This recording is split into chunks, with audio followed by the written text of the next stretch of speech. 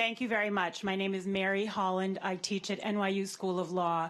For the last 18 years since my son suffered a severe neurological injury after an MMR vaccine, I have studied vaccine law and policy.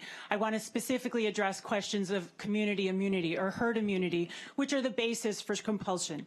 As many have pointed out, we need to have a 94 or 95% uptake in order to reach a level of what's considered herd immunity. And yet we know that vaccines are not perfect products. We know that up to 10% of vaccines fail. They simply don't induce immunity in some people, or some people get immunity and the immunity wanes. You cannot achieve herd immunity here in Washington state, so you must look at control. For 60 years we've had mandates, since the early 60s, and yet we still don't have herd immunity. If somebody comes from Israel with measles, or they come from Philippines, we have measles outbreaks, and it includes people who've been vaccinated, as Dr. Bark points out.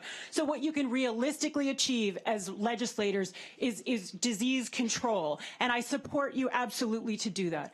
One of the myths around the need for community immunity is that you have free riders out there. You have people who are seeking to avoid these mandates and not take the risks of vaccines. You have hundreds of people who lined up this morning before 7 a.m. to hear what's going on here. These are not free riders. These are people who have strong religious and conscientious and philosophical objections to mandates.